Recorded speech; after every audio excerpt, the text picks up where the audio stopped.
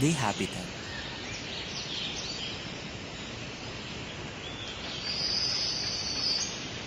Place where plants or animals naturally lives, as it provides the important resources for their survival like food, water, shelter, air and space to rear their young. Habitat is a place where we could find comfort. It may not necessarily mean a geographic area, but it could be, for example, a fallen log. I think I can see where you're coming from. Any place can be a habitat as long as it can provide and sustain lives. Also, a fallen log can also be deemed as habitat. And why is that? City's fallen log, for example. It cracked in a few places from their impact of its fall. A third of it's covered with the branches that form its crown.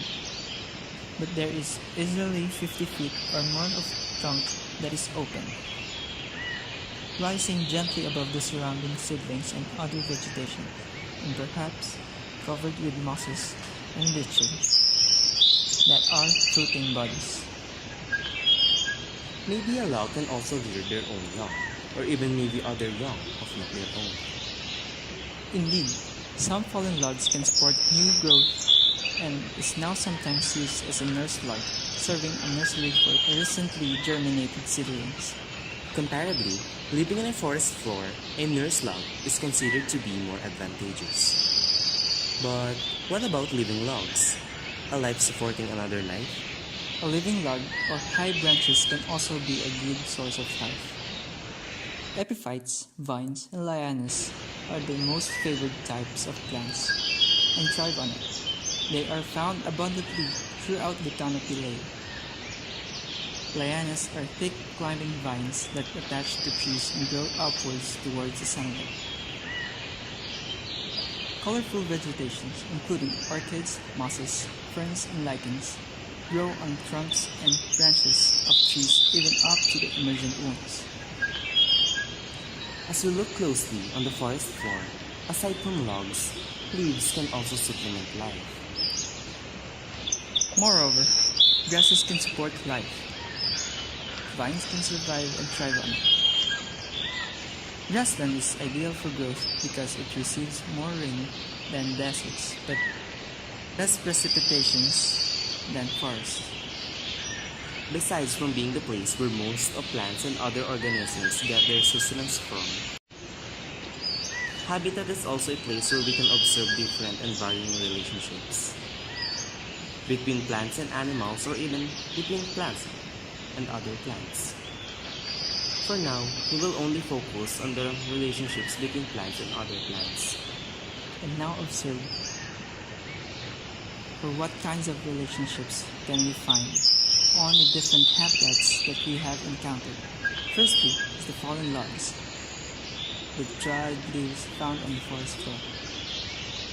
The accumulation of organic materials, such as rotting woods and leaves, are favorable not only for the seedlings, but in mushroom populations, forming a relationship that is only beneficial and free for all to any agents.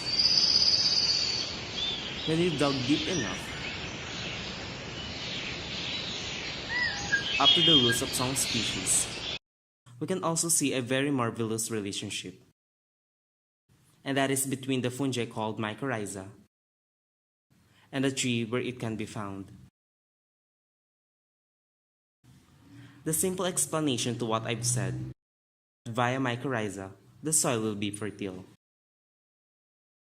thus giving the tree more nutrients to take, and on the other hand, the tree provides the fungi an abode to live in,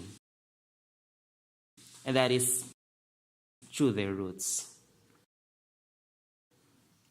Good point. But some species benefit from each other.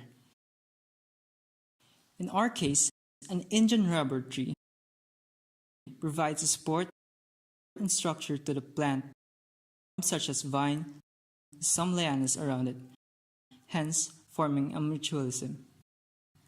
Different relationship form varies in different habitats. It might be a commensalism of a tree growing to another tree, or a lichens forming to a trunk. It might be beneficial or not, or might only be coincidental. To sum it all up, the forest is a highly dynamic system with generations of plants and other organisms living, dying, and being replaced all the time.